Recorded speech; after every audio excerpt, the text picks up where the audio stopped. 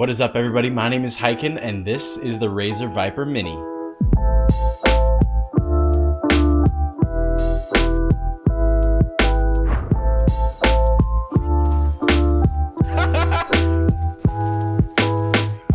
Oh my god.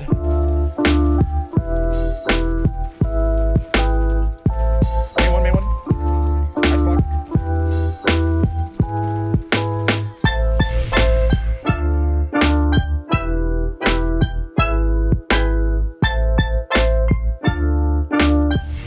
Before we get things started here, this is just a quick reminder to hit that sub button and that like button if you're enjoying the video. Also, feel free to check out the Twitch stream. Link for that down in the description below. And yeah, all right, cool.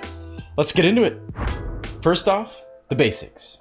This mouse comes in one color, and that is black, but you do get RGB lighting, so there is a little bit of customization there. This mouse is also considered by name to be like the little brother of the Razer Viper Ultimate / Razer Viper, but I'd actually consider it more of a cousin, if you'll excuse the weird family metaphor. We'll get more into that later when we talk about the shape. This is an ambidextrous, aka symmetrical mouse, but you do only get the thumb buttons on the left side of the mouse, not the left and right like there is on the Razer Viper Ultimate, so keep that in mind. This mouse is also available for the great price of $40 US off of Amazon, and it comes in at 61 grams. That is impressive. In the box, you get the mouse, a manual, and a sticker.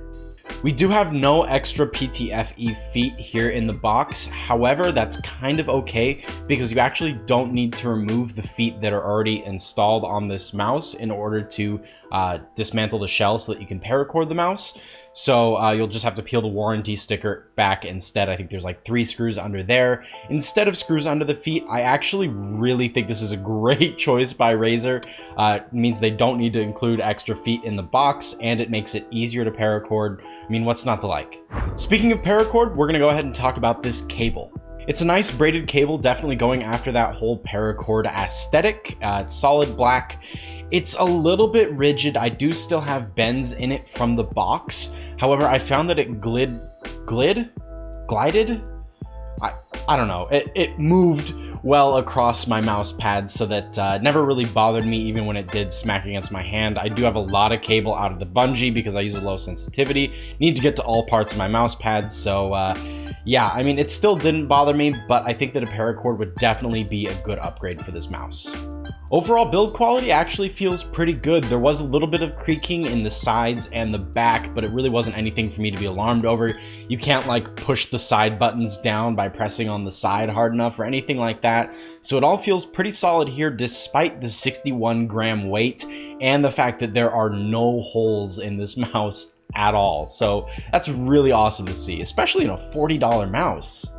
There isn't a lot of left or right movement with the mouse 1 and 2. I did notice that the mouse 2, the right click, was a little bit more than the left, but I wouldn't say it's really anything to be alarmed over. Also, do just keep in mind with a lot of this build quality stuff that this is just my copy. If there's something that's a little wonky with mine, maybe a little extra creak here and there, it may not be the same for yours, so your mileage may vary there. Just keep that in mind. Scroll wheel tension is on the lighter side. I would say that it feels great though. I love this scroll wheel, and the click on the scroll wheel also feels fine. The matte coating feels great in your hand once you get used to it and get a little bit of hand oil on it. But the good part is that you can't see it at all. You know I'd be calling that out if you could, and you can't. This mouse uses the same optical switches that the Razer Viper and the Razer Viper Ultimate use, and they perform beautifully on this mouse as well. However, I do find myself occasionally misclicking if I lift the mouse up and put it back down too hard. It's usually my right click actually that ends up going off, not my left click. So just keep that in mind. I don't know if it's just me and the way that I grip the mouse. Maybe I'm gripping it too tight.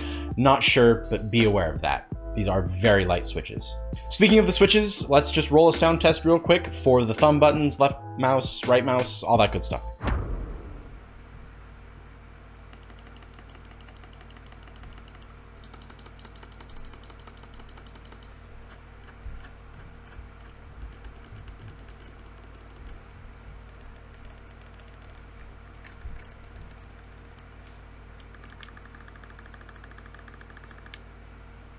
This mouse has very little pre-travel on the left and right mouse buttons, which is really great to see. That makes this thing feel incredibly responsive. However, there is a pretty decent amount of pre-travel on these side buttons. I would have to say that the side buttons are the weakest part of this mouse. They do feel crisp once you get past all the pre-travel, which is it's a pretty good amount here. So unfortunately, we are going to have to take the L on the side buttons with these. But that's okay. I think that the rest of the mouse really does make up for it. Also, the DPI button is on the top of this mouse. It's on the bottom on the Razer Viper and the Razer Viper Ultimate, so I feel like pointing that one out as well.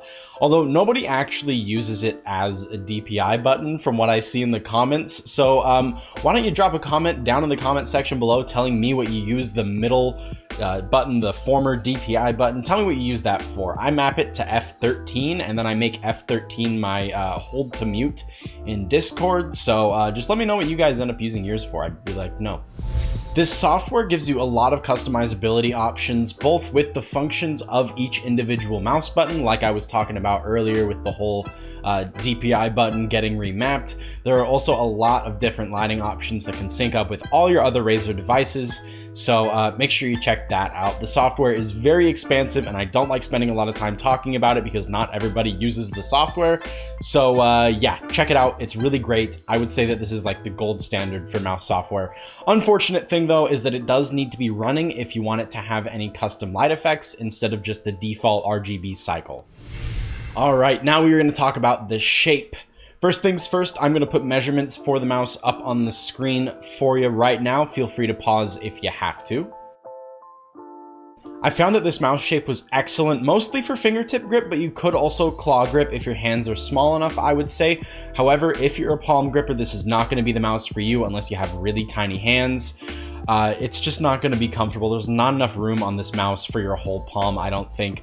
I could even barely palm grip it, but it was not a comfortable experience at all. Now, I should have a comparison shot or a couple of comparison shots of the Razer Viper Mini with the Razer Viper Ultimate. Now, when you see this side shot, you will see that the Razer Viper Ultimate has more of a gradual slope starting in the middle of the mouse. The Mini actually keeps going up until you get closer to the back. This is the main reason why I think that these should be considered two different mice entirely, because you can actually palm grip on the Razer Viper, but you can't do that at all on the Mini because of this difference in shape. So I don't really feel like it's fair calling them a similar mouse, or even that the Viper Mini is a mini version of the Viper. They're just too different for that. I would even say that the bump farther back in the mouse reminds me of something like the Cooler Master MM710 or even the Logitech G305. It's definitely more of a fingertip grip mouse. All right, so let's go ahead and talk about the overall gaming experience with this thing. It's fantastic. It really is. I enjoyed using this mouse extremely much. I even think that this is going to stay on my desk. This might be my new main mouse. You get the optical switches, the PTFE feet, the 61-gram weight, the great shape, the smooth cable. Everything comes together to create a nearly perfect gaming experience. If they fixed these side buttons, I would be all over this thing. I still am all over this thing, but slightly less so because of these kind of mushy side buttons. All that being said though, this is an absolutely stellar gaming experience if you're a fingertip or a claw gripper. I honestly don't think that there's a better mouse on the market right now. You get a great look, great customization, along with excellent gaming performance, and I mean, really, what more could you want? And it's $40.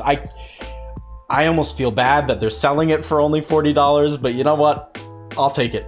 I'll take it. This is probably going to be the best mouse of the year, unless the Model I is really something revolutionary, but we'll see. We'll see.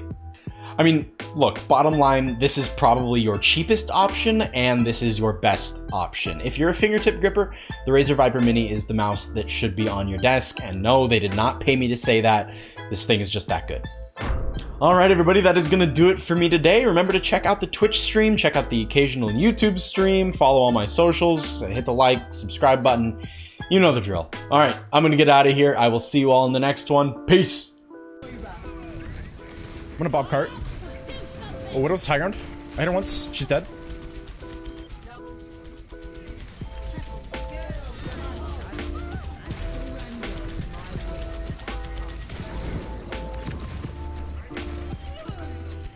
Play the game, maybe?